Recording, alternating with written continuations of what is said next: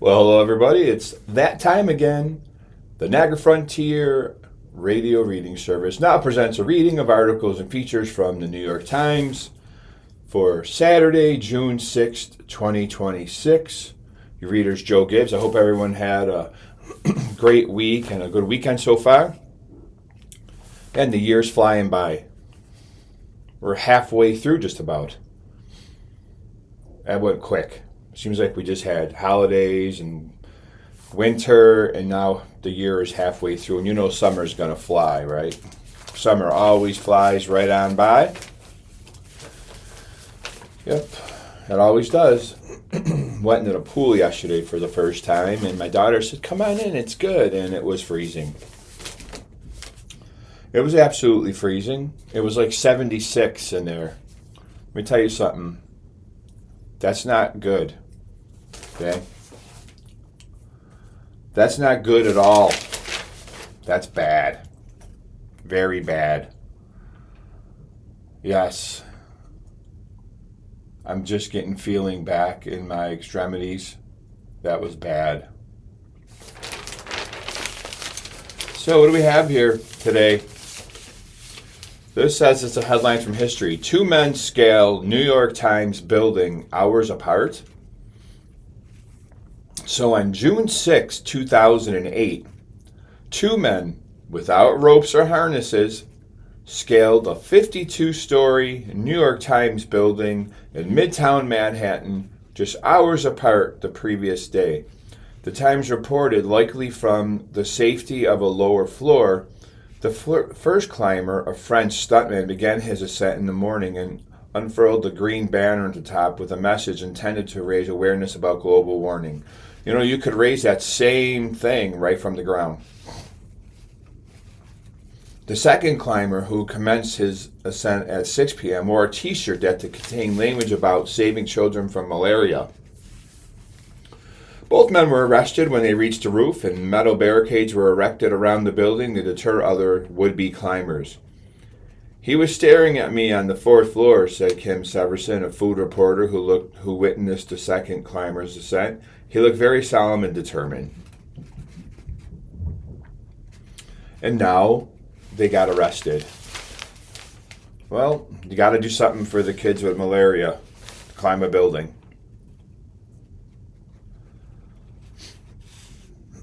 Quoted today, "If you're really, really mad, you might throw a little Finnish in there." Sebastian Aho, center for NHL's Carolina Hurricanes, on the communication challenges that a player who speaks different languages face. Go Vegas. Really don't want Carolina to win the cup. I don't really care one way or another, but Carolina's in the spot that we could have or should have been in if we would have been there. So I don't want no one to win in the space that we could have been in. 4 weekend recommendations from around the newsroom. Might we suggest plugging into a new audiobook?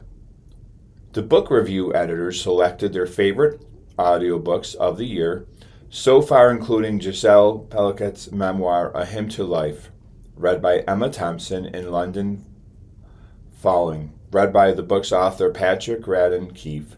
Hear more about other titles or listening to it at NewYorkTimes.com/books. Standing in line for a viral cake. A colorful confection in a cup has whipped New Yorkers into frosted frenzy.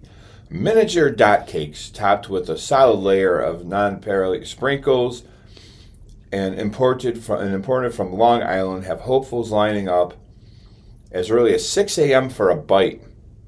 The social media phenomenon has already sparked copycats and new interpretations. Dot cake ice cream, dot cake donuts, dot cake bagels. See what the fuss is about at NewYorkTimes.com/style, and there's cups of them there, little illustrations. Kicking off the World Cup. I'm kind of looking forward to the World Cup. I don't know how many soccer fans we have listening, but I am looking forward to the World Cup. I don't know if the United States has much chance against teams like France, Spain, England. But hey, we'll see what happens, right? Millions of soccer fans are set to flock to the World Cup games and celebrations across North America this summer. The Travel Desk assembled a city-by-city guide to the festivities, including events from Atlanta to Vancouver to Monterey, and all the bars and restaurants that will keep the party going. Start making your game day plans at NewYorkTimes.com/travel and follow the global competition at TheAthletic.com. How about learning a new skill? Ahead of the Tony Awards this Sunday, we asked each of the nominated performers to tell us about a skill they picked up for roles on stage and screen. Daniel Radcliffe of Every Brilliant Thing trained in typewriter percussion. Nathan Lane, nominated for Death of a Salesman, learned how to bungee jump. Susanna Flood from Liberation had to learn to speak Japanese. As for Andre DeShields from Cats, the Jelsio Ball, I don't know that I've learned any skills for a show, but I have brought skills. Pick up a new talent of your own and follow along with our coverage of the Tony Awards this weekend at NewYorkTimes.com/theater. My daughter loves the Tony Awards. She plays guitar in pits for musicals, so that's her thing. And she loves all the musicals. I've seen so many musicals because she's in the pit. If I see Mamma Mia one more time, I don't know.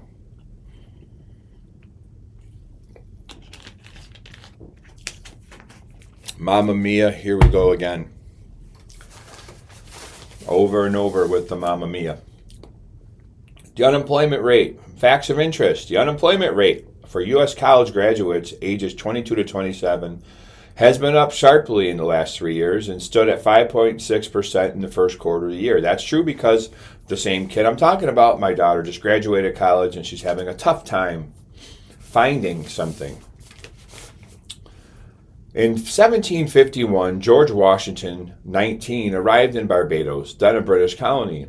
While there, he contracted smallpox and survived. The experience shaped his wartime decision to inoculate the Continental Army despite political resistance. The United Arab Emirates relies heavily on foreign workers, an estimated 2.2 million blue-collar workers, largely from South Asia and Africa, account for the majority of expats who in turn form over 80% of the population. In 2025 survey, 3 in 4 people said they had lent money to a friend, with men, millennials, and parents of young children the most likely to do so. 3 years after the 1912 incorporation of Universal Film Manufacturing Company, when the studio opened the gates of its Universal City production facility, its first permanent set was a western street that still stands today. Wow, from 1912. Another fact, the jail population in San Francisco is 50% higher than it was in 2022. 50% in 4 years? That's a shame. That's a shame, people. That's not good.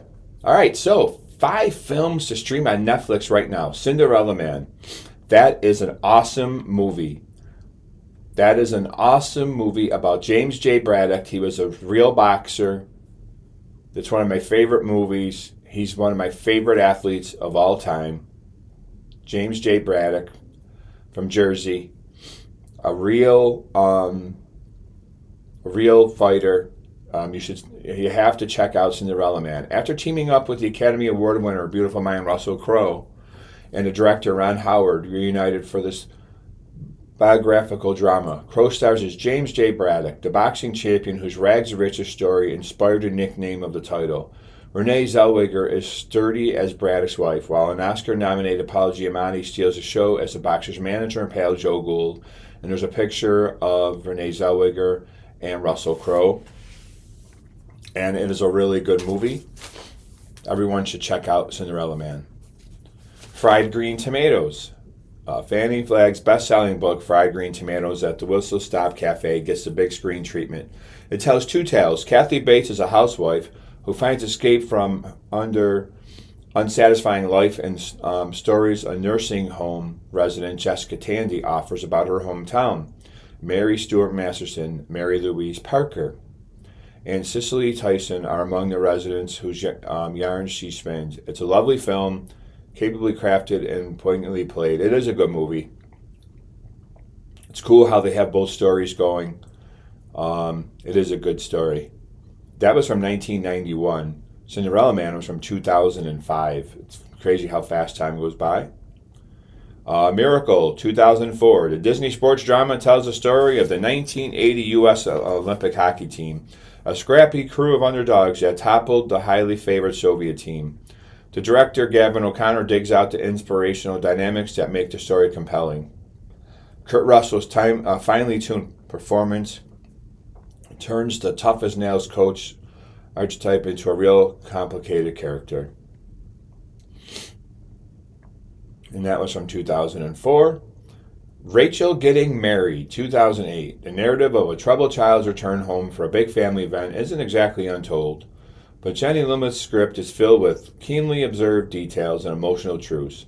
Rosemary DeWitt's work as the bride conveys the years spent apologizing for her sister, while Anne Hathaway is a marvel, perpetually balanced between keeping it together and melting down. Rachel Getting Married from 2008. And here's an oldie but goodie. Tootsie. 1982. Tootsie. In this acclaimed comedy, Dustin Hoffman plays a struggling New York actor who dresses as a woman to get a plum role on daytime drama. The plot is worked out to screwball perfection. The director, Sidney Pollack, wisely anchors the hijinks to the journey of a man who comes to realize how poorly he treats women. Tootsie. 1982. Kind of Mrs. Doubtfire-like, isn't it? Almost. Jude Looks Like a Lady. You know, Jude Looks Like a Lady from Aerosmith was about the lead singer of Motley Crue. That's where he got that idea, because they were all at a club, and he was standing behind the lead singer of Motley Crue, and he told his bandmate, Dude Looks Like a Lady, and it happened to be the lead singer of Motley Crue, and that's where they got the idea to write that song, believe it or not. There's your music fact of the day. Music fact of the day.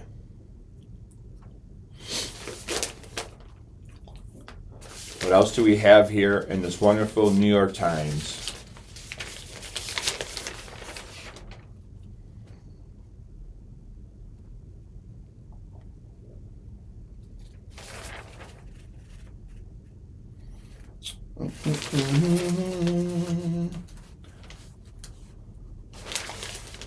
Boy, the national news is tough to pick a story, you know? You never see dog finds a home in national news. It's very, very tough. I don't want to really put those stories out there.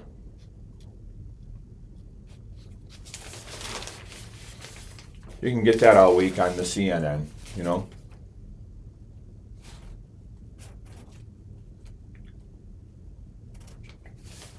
I'll try to read lighter things. You know, it's the weekend, you know what I mean?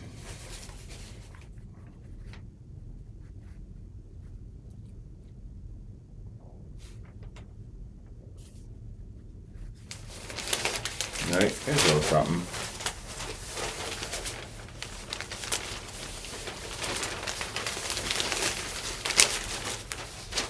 There's a little story. Let's see what this says here.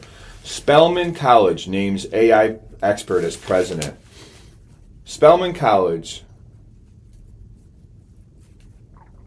the historically black liberal arts school for women, on Friday named a robotist and artificial intelligence expert as its next president. The selection of Ayanna M. Howard, the dean of Ohio State University's Engineering College, represents departure for a 145-year-old institution whose modern presidents have included doctors, anthropologists, and psychologists. But as higher education industry grapples with the rise of AI and how technology may reshape the global workforce, Dr. Howard argued that liberal arts students at places like Spelman should lean into the development of AI. Those students ought to probe and poke and ask questions and say, just because we can, should we, Dr. Howard, 54, said in an interview. She suggested that Spelman, which has about 2,700 students and is consistently regarded among the nation's best historically black schools, was positioned to respond to the AI boom, given its rigor and small size, that she said allowed the college to be especially adaptable with its curriculum and teaching approaches. But she said any shifts would be rooted in the college's legacy and would require collaboration with professors and students. Faculty are specialists in their discipline, right? So it's not my role to tell you how to incorporate AI, she said, adding that her place was to nudge debates and to help marshal resources. Dr. Howard earned her bachelor's degree in computer engineering from Brown University. She said she was attracted to the school in part because it allowed her to pursue robotics while still taking courses about poetry and dance. She completed her doctorate in electrical engineering at the University of Southern California. Her move to Spelman, though, represents something of a homecoming. After working at NASA's Jet Propulsion Laboratory for a dozen years, she began teaching at Georgia Tech in 2005. She later became the chair of Tech's School in Interactive Computing, and she assumed the deanship at Ohio State in 2021. More recently, she joined Brown's board and was appointed to the federal government's National Artificial Intelligence Advisory Committee. At Spelman, she will lead one of the most prominent and wealthy HBCUs. The college endowment was valued at $609 million last summer, according to the most recently released data, far higher than almost all of Spelman's peer schools. Last November, Spelman announced a $38 million contribution from philanthropist Mackenzie Scott, who had already given $20 million in 2020. Yeah, I think we need to be friends with this Mackenzie Scott. But the college has endured some tumult since 2024, when its president began a publicly unexplained leave of absence. After she resigned, the college installed an interim leader who has led Spelman since. Dr. Howard, whose family tree is filled with academics and civil rights activists, acknowledged the skepticism of her higher education that has swelled in recent years. The fact is, we can't keep doing what we've been doing for the last 100 to 150 years, she said. Asked what in higher education struck her as stale, she pointed to how students learn differently than they did when she was in college. They learn sometimes more from YouTube and TikTok than a lecture, said Dr. Howard, whose mother was an adjunct professor at Spelman. How do we incorporate that as part of understanding this is how they learn? Spelman's announcement was the second major appointment on Atlanta campus in 8 days. Emory University said last week that its chief operating officer, Christopher Augustini, would take over its presidency in September. Dr. Howard will start her post at Spelman in August. Well, she's very accomplished and educated, and I'm sure she'll do very well.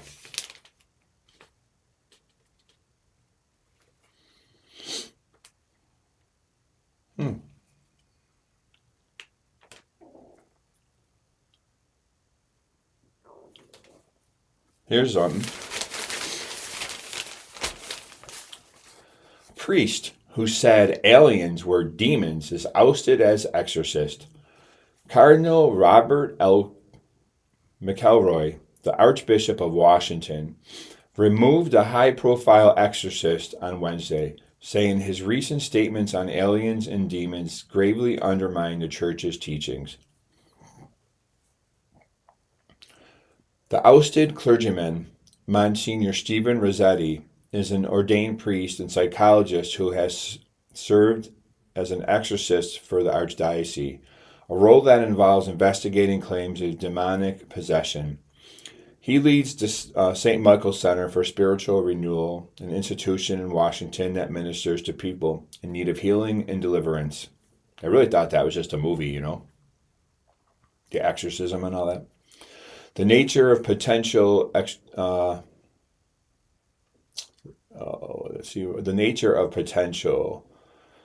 extraterrestrial life has been debated this year. I don't know if there's aliens. There could be, though, right? As President Trump directed his administration in February to begin releasing government files related to aliens and UFOs. I mean, who hasn't seen something weird in the sky or heard of things or, you never know. I mean, if I always figure it this way, um, if we're here, then there's a good chance someone else is out there. We can't say that that doesn't happen.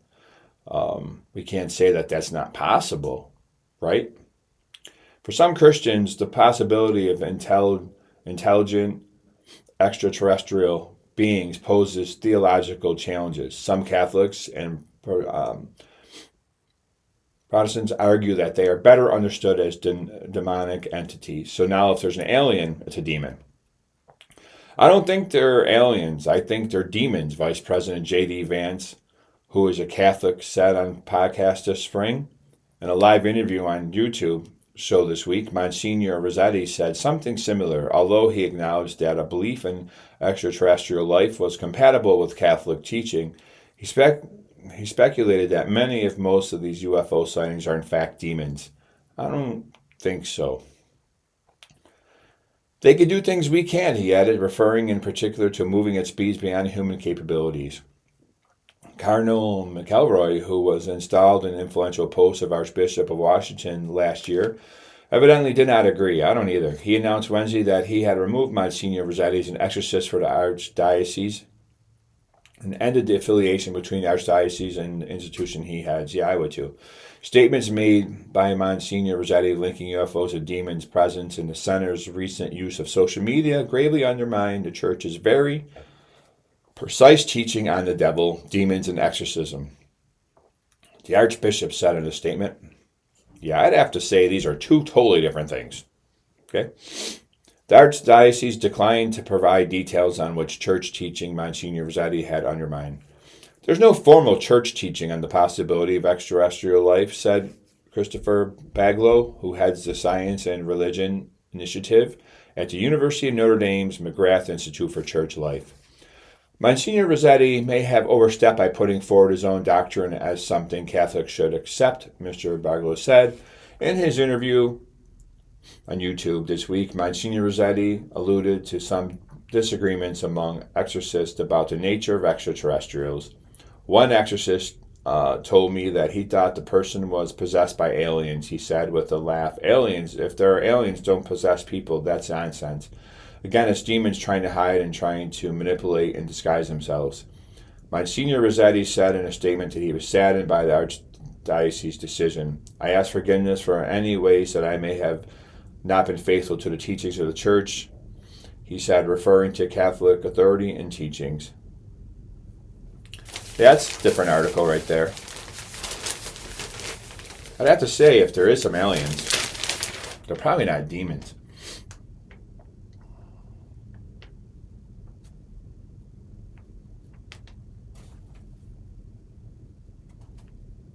Who knows?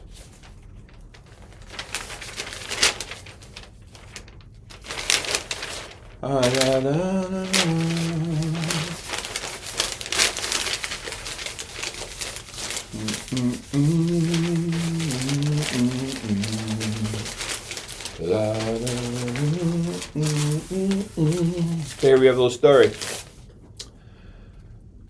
We have a story. Because that's why we're here. For some stories, right? All right. Officer is facing charges in theft of camera gear. Why? Why? Why do they make such dumb decisions? I am going to take a Pepsi Zero 2-second break.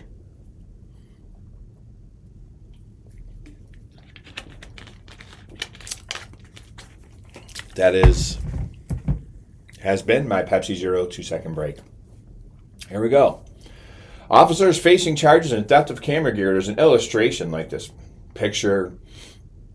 I don't know if someone's running away. It's all kind of cloudy and smoky. I'm not really sure it's supposed to be here, but all right. So a law enforcement officer in New Jersey was charged on Thursday with stealing the camera equipment of a photojournalist who was covering a protest outside the Delaney Hall Immigration Detention Center in Newark. The photojournalist, Angelina Casanis, 25, dropped her camera bag after she was injured at the protest on Saturday. She said in an interview, the bag contained roughly $10,000 worth of equipment, according to a statement from the State Attorney General, Jennifer Davenport.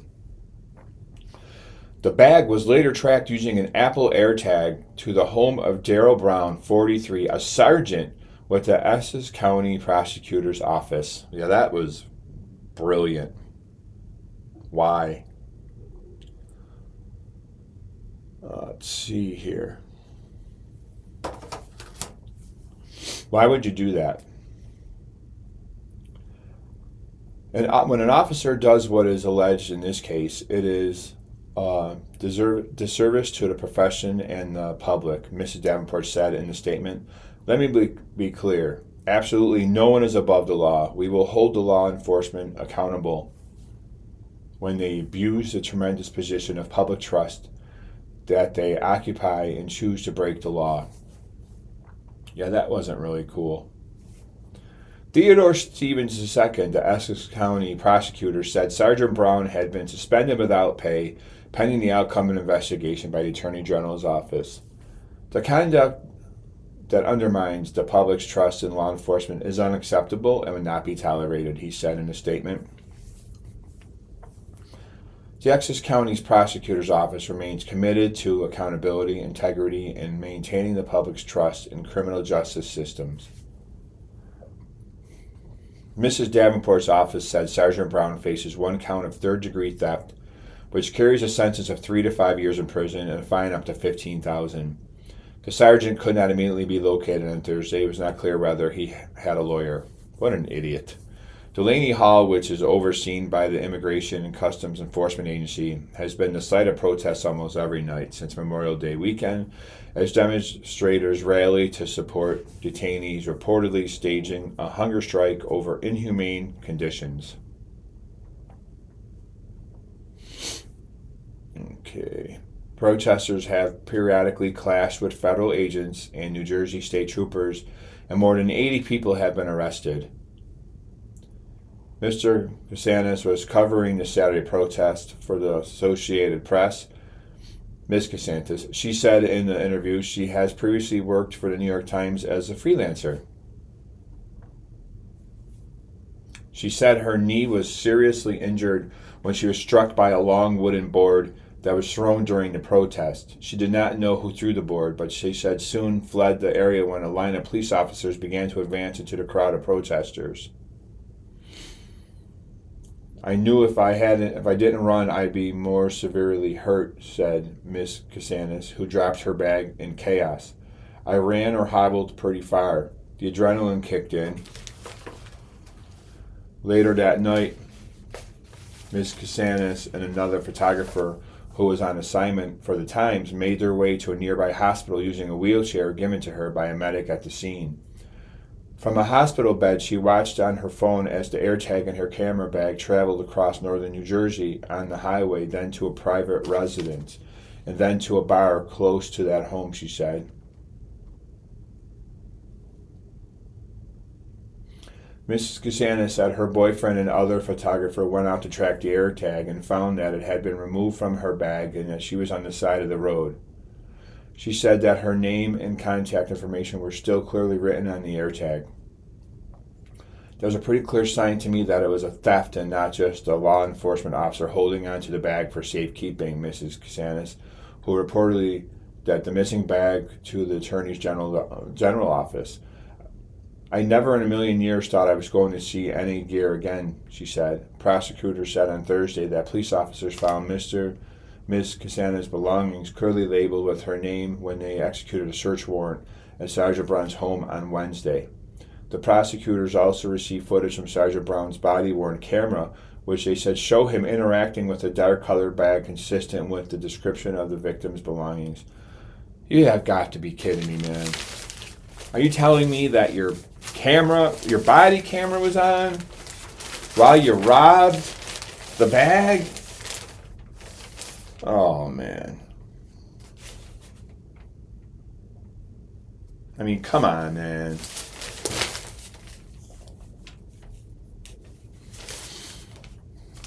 You got to be a little smarter than that, right? I mean, one would hope.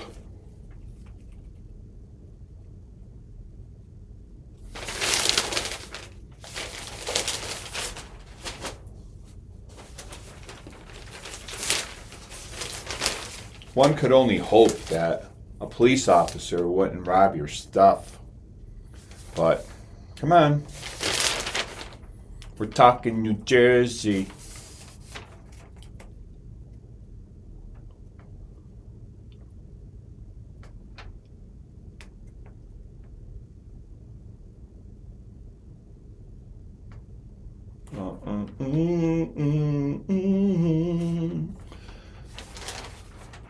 Hope everybody's been enjoying a little bit of warmer temperatures. It's pretty breezy around here today, I'll tell you that. Flag is like flying like crazy. Trees are flying around, like really blowing this morning. Seems kind of windy. But it is warmer, finally. We go from the second fall right to like some light summertime temperatures. There's no spring. No. We don't get spring, people. All right, what do we have here?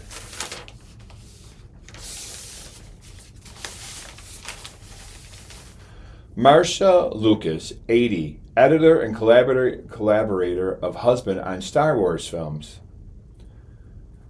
Marcia Lucas, a film editor and important collaborator on the early movies of Martin Scorsese and George Lucas, her second husband, who won an Academy Award for her work on Star Wars, died on May 27th at her home in Rancho Mirage, California. She was 80. The cause was cancer. Deidre Von Rock, the lawyer for her estate, says. In the late 1960s, while working with editor Verna Fields, Marcia Griffin, as she was known then, was assigned to train a newly hired film graduate named George Lucas. How cool is that? She was trained in George Lucas. They fell in love and in 1969 married. Miss Lucas edited and influenced her husband's early blockbusters, including American Graffiti in 1973 and the first Star Wars movie in 1977, for which she, Paul Hirsch, and Richard Chew won the Oscar for Best Editing. And there's a picture of her and George Lucas during the editing of the first Star Wars movie released in 77. That's really cool. And there's like an illustration of the first movie, like the Star Wars like movie poster type of thing, you might say, and them at the awards, the Oscars. That's really cool. Miss Lucas was the one who suggested to Mr. Lucas that, contrary to early drafts, Obi-Wan Kenobi should die in his dramatic lightsaber fight with Darth Vader. She helped lend clarity and hacking to climatic battle and insisted on inclusion of a kiss between Luke Skywalker and Princess Leia. So she had a lot of she pushed a lot of things from Star Wars that we've seen in the movie. She definitely was encouraging on different things. The character of Chewbacca, the giant hairy co-pilot of Falcon alongside Han Solo, was inspired by Miss Lucas' habit of driving with the couple's Alaskan Malamute. That is cool. Indiana in the passenger seat. That is really cool. Alaskan Malamutes are cool and they howl like that. That is a really cool fact. Who would have known that? Chewbacca was thought of as the co-pilot because she always had her Malamute as her co-pilot. That's really cool. Miss Lucas was the warmth in the heart of Mr. Lucas' first big movies, Mark Hamill, who played Luke Skywalker, said in a 2005 interview with Film Freak Central. Yet, after helping to edit the third Star Wars movie, Return of the Jedi, she divorced Mr. Lucas and left the industry. Well, she said, "See you, Sheila." Marcia Lou Griffin was born on October 4th, 1945, in Modesto, California. Her father, Thomas, an Air Force officer, left the family when she was 2. Her mother, May Evelyn Griffin, was a clerk at an insurance agency. Marcia grew up in mainly North Hollywood in the San Fernando Valley and began working in the movies by chance when an employment office directed her to a film library. She found that she liked the work so much that she would have cut film for free. She told Brian J. Jones for his 2016 book, George Lucas, A Life.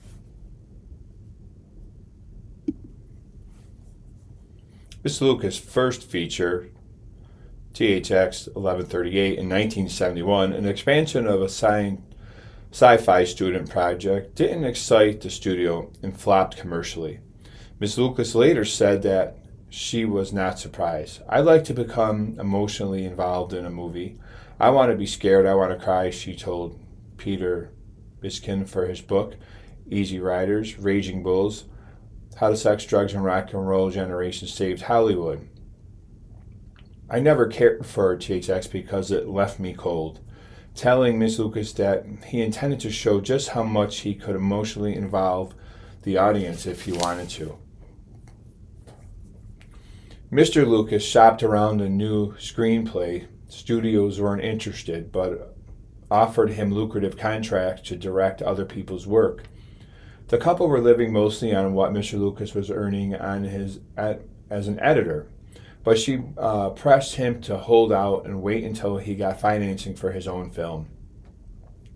He finally wrangled a modest budget of $750,000 to make that movie American Graffiti, with Miss Lucas as an editor alongside Miss Fields, their old boss.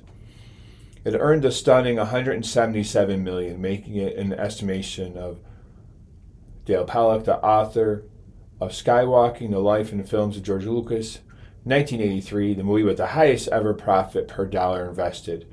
Miss Lucas and Miss Fields were nominated for an Academy Award. The Lucas' career took off. Miss Lucas worked on Mr. Scorsese's Alice Doesn't Live Here Anymore, Taxi Driver, and New York, New York, which overlapped with Star Wars. Mr. Lucas' space fantasy earned more than $400 million at the box office and won 6 Academy Awards. Hopeful after the smash, Miss Lucas made a prediction in People's Magazine about the couple's next project, Getting Our Private Life Together. Instead, Mr. Lucas confronted a clause in his contract stipulating that he had to start a sequel within 2 years to retain his rights to the franchise. "My wife likes to have vacations," he told Starlog magazine at the time. "And it always comes down to saying, next week, just let me get past this thing. By the time you get past this thing, there's always something else." Mr. Lucas conceived and produced the first Indiana Jones movie, Raiders of the Lost Ark, in 1981. Watching a cut late in the production process, Miss Lucas noticed that the movie's love affair had been left unresolved. The crew got back together to shoot a take that became the new Penipulet scene. After she finished her work on Return of the Jedi, Mr. Lucas told her that she was a pretty good editor. She recalled to Mr. Biskind, "I think that was the only time he ever complimented me." Miss Lucas said that she had believed that they were partners in work and life. She, the more emotional person who came from the heart, and Mr. Lucas, the visual thinker and intellect. But in his mind, she added, "I always stayed the stupid valley girl." The couple had bought an enormous ranch outside San Francisco. A young artist, Tom Rodriguez, was working on a stained glass dome above the library, and he and Miss Lucas became romantically involved. She asked for a divorce. Mr. Jones, Mr. Lucas' biographer, reported that Mr. Lucas agreed to give her around $50 million so he could keep the ranch. Matthew Robbins, a friend of Mr. Lucas, told Mr. Biskind that the director was crushed by the divorce. It violated all the small-town traditions and virtues, all his certainties about himself, Mr. Robbins said. Miss Lucas and Mr. Rodriguez were married for several years before divorcing. Her first marriage to George Michael Cooper in the early 60s ended in divorce. Wow, a lot of divorces going on here. Miss Lucas is survived by her daughter with Mr. Rodriguez, Amy Soper, another daughter, Amanda Halkinen, whom he and Mr. Lucas adopted, and 3 grandchildren. Mr. Jones wrote in his biography that Miss Lucas' contributions to her husband's films were all but erased from the Lucas film sanctioned histories. The production company, which Mr. Lucas founded in 1971, said in a statement that it was deeply saddened by her death. He wanted to stay on that workaholic track, Miss Lucas said of her husband, the empire builder, the dynamo. Her idea of success was different. I felt that we paid our dues, fought our battles, she said. I wanted to stop and smell the flowers. I wanted to enjoy life.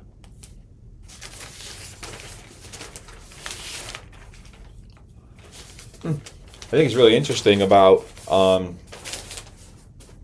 Chewbacca, that she got the idea of a co-pilot, Chewbacca, from her Malamute.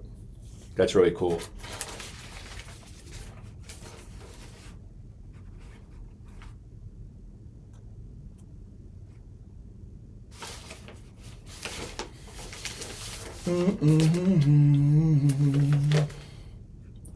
A cloudy day.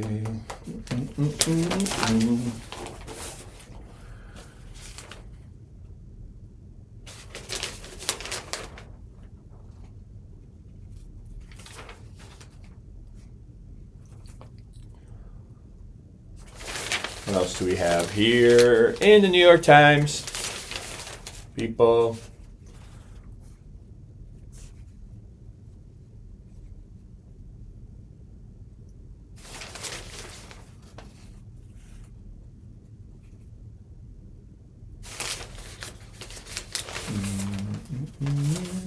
Stanley Cup.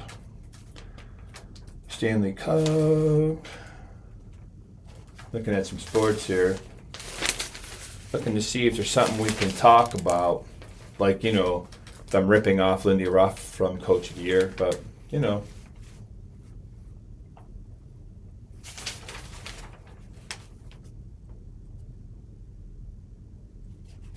was horrible. They gave it to how do you give it to the Tampa Bay Lightning coach? The Sabres went from worst to first.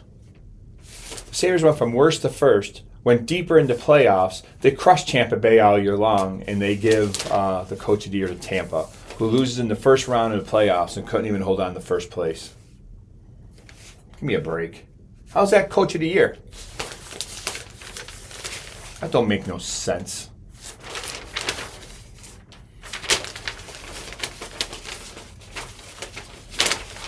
Kind of silly. Let's see if there's any business news here.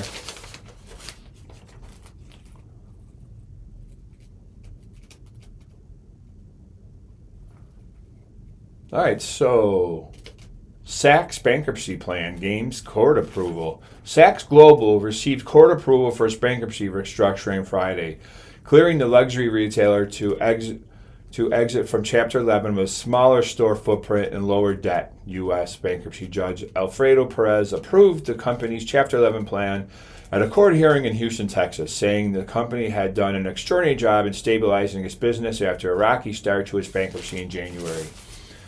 The restructuring will wipe out the company's equity and hand control over to its senior lenders. Saks Global bankruptcy plan will allow it to cut most of its petition debt and emerge as a smaller company after it used its bankruptcy to repair relationships with luxury brand vendors and shut more than half its Saks Fifth Avenue stores. The company will merge with 49 luxury retailer locations, including 33 Neiman Marcus stores and 15 Saks Fifth Avenue stores.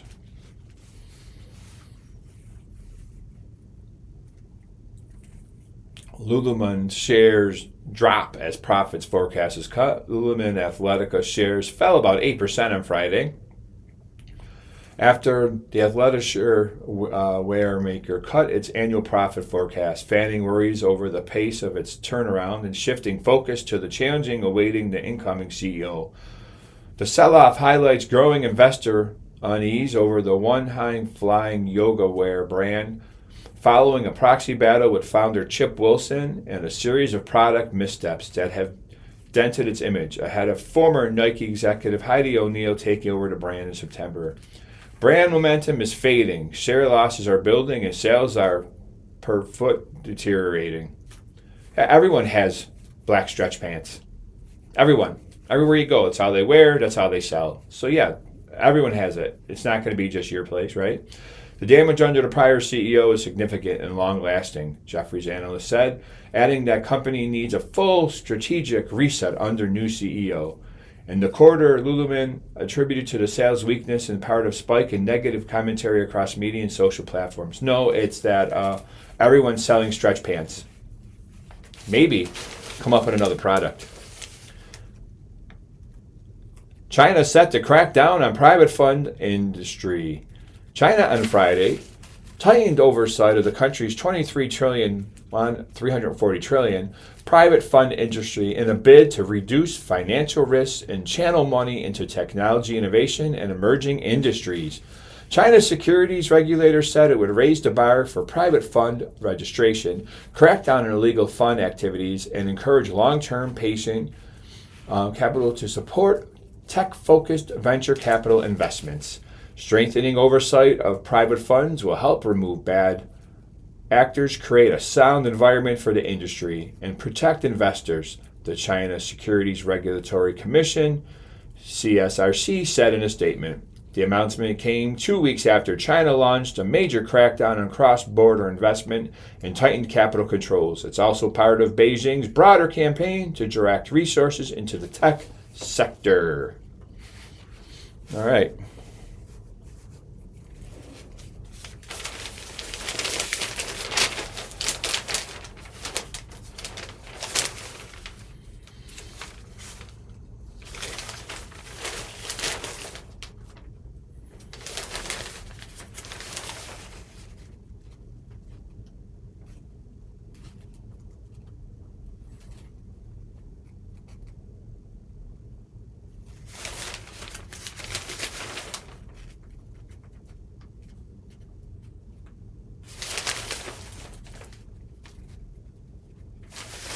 Okay.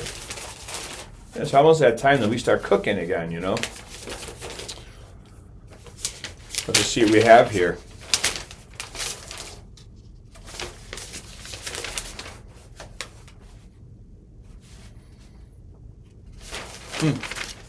Let's see what we have. What can we make? This is always good because by the time you guys get this, it's Sunday for you. And you can make a nice Sunday dish, you know? Don't you want to make a nice Sunday dish? Something to eat? You could listen to some articles, you could eat some pasta, you could have some desserts, you know. A little Pepsi Zero. Why not? Whatever you like. How about lemony pasta with chickpeas and parsley? That's one.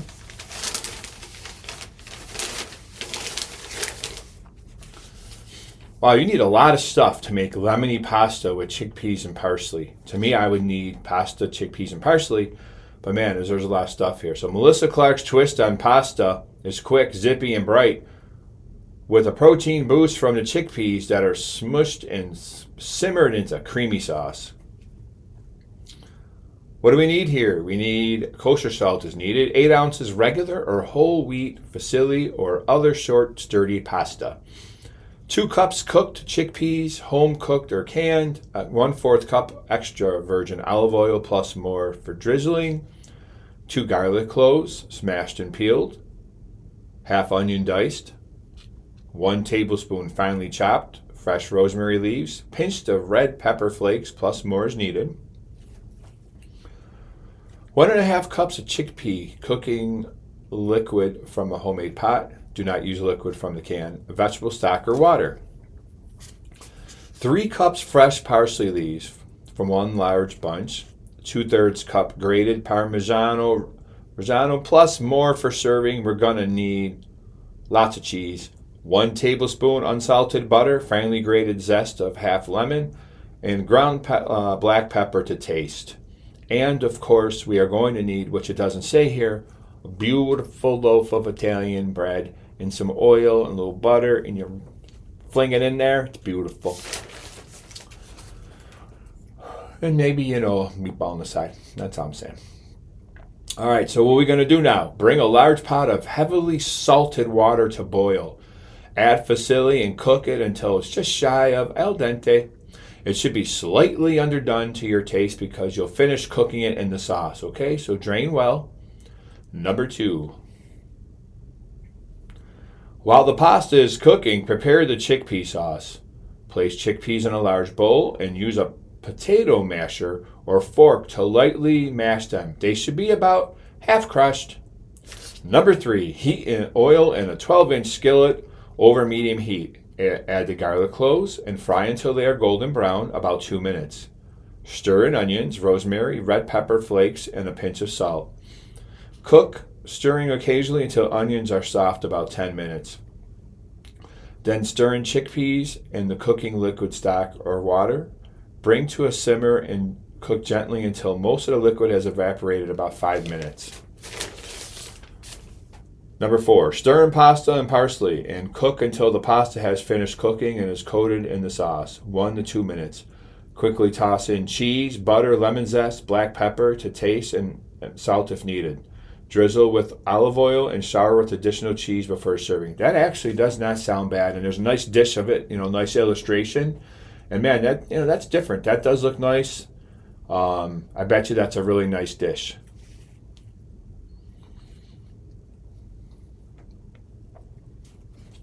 That looks delicious. Now I'm hungry. I know you're all shocked that I'm hungry. I'm always hungry. All right. How about Dijon chicken with tomatoes and scallions? Now there's a illustration of this one, and that looks different. That looks really different. This says, you've heard my affinity for Dijon mustard, and now I have to confess I love a sweet, juicy, burst cherry tomato too. That makes this recipe from Yasmin Farr a real must-cook for me. Well, what do we need?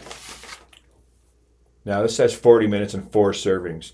We need 2 tablespoons of olive oil, 1.5 pounds boneless, skinless chicken thighs, patted dry, salt and fresh black pepper, scallions, light green, and white parts thinly sliced, 3 garlic cloves grated or minced, 1 tablespoon dried oregano, 1 tablespoon Dijon mustard, a half cup of white wine, 2 pints cherry or grape tomatoes, 1/4 packed cup cilantro, parsley or basil leaves, and tender stems gently torn or chopped. Number 1, we're going to heat the oil in a wide pot or deep 12-inch skillet over medium-high until it simmers. Add the chicken in an even layer and season the top with salt or pepper. Cook undisturbed until the chicken is browned and easily releases from the pan, 7 to 9 minutes. Flip the chicken, number 2, and add the scallions to the empty spaces in the pot. Season lightly with salt. Let cook until the scallions soften, about 2 minutes. Add the garlic, oregano, mustard, and white wine, turning the chicken pieces over and back again to stir everything together, about 1 minute. Add the tomatoes and season with salt. Cook, stirring occasionally and gently pressing the tomatoes with the back of a wooden spoon until the tomatoes burst and the chicken is cooked through. 10 to 12 minutes more. Add a few tablespoons of water if it looks dry or at any point. Number 4, sprinkle with the cilantro and serve. It looks different. It definitely looks good. Something different. That's for sure. So you got to try cooking stuff, I've been doing that lately. I've been just finding stuff, on the phone or whatever, and trying to cook something, bake some breads, I'm about to find something. I got this other book, all these Italian dishes, and I'm about to, maybe this weekend, find something and see if I can't make it happen, What does this say? Quick shrimp and asparagus stir fry. This easy spring stir fry comes from Genevieve Co., who makes a very good argument for keeping a bag of shrimp in your freezer. quick shrimp and asparagus stir fry. Looks different. 1 pound of peeled and frozen shrimp, 16 to 20 count. And it says canola or grapeseed oil, 1 sweet onion diced, 2 garlic cloves, thinly sliced, 1 small red hot chili, thinly sliced, seeds removed for a milder heat. Yeah, you gotta get those seeds out or you'll die. 1 bunch of asparagus trimmed and cut at sharp angle onto 2-inch pieces, 2 tablespoons of soy sauce, 1 teaspoon granulated sugar, and 1/2 tablespoon of butter. So what are we going to do? We're going to rinse the shrimp in a colander under the running cold water until no longer rock hard, 3 to 4 minutes. Very generously sprinkle with salt and toss in the colander. Let stand for 1 minute, then rinse well. Pat dry with paper towels. Heat a wok. Number 2, heat a wok or large skillet over high heat. Add enough oil to generously coat the bottom, and then add the onion, garlic, and chili. Sprinkle with salt and cook, stirring until the onion starts to turn translucent, 1 to 2 minutes. Number 3, add the shrimp and cook, stirring until curled more tightly, 1 to 2 minutes. Add the asparagus, soy sauce, and sugar, and cook, stirring until the asparagus are just tender, 1 to 3 minutes. And number 4, turn off the heat, add the butter, and stir until melted. Serve immediately. Not bad. Not a lot really to do here. And you'll have yourself a quick stir fry shrimp and asparagus. Not sure if it's 100% for me, but hey, you got to try different things. There was another one here that was fish and lentils with sauce. I'm not sure. And then there's tofu schnitzel with buttermilk slaw. Tofu schnitzel with buttermilk slaw. I think I would prefer to have some buttermilk pancakes, or a nice waffle. I'm not really a tofu person. I don't know if any of you guys are tofu people. If you are, you should definitely hop on the tofu schnitzel with buttermilk slaw. It looks like it takes a ton of ingredients. More than that, though, because there is 2 different things. There's a whole bunch of ingredients for the slaw, and there's a whole bunch of ingredients for the tofu. And then there is 8 steps to making that dish. By then, I would have ran to McDonald's and got myself a lousy cheeseburger. All right. Well, I hope everyone here enjoys the readings and the stories and the things that we find. I've really liked spending time with all of you. I think this is a great service, and I look forward to doing it every time I can, every week. It's great to be there for everyone, and I hope you guys enjoy it. So you've been listening to a reading of the New York Times, and that is for Saturday, June 6th, 2026. For more information, call 716-821-5555. Your reader has been Joe Gibbs. Please have a wonderful rest of the weekend and day. Have a great upcoming week. Smile and enjoy.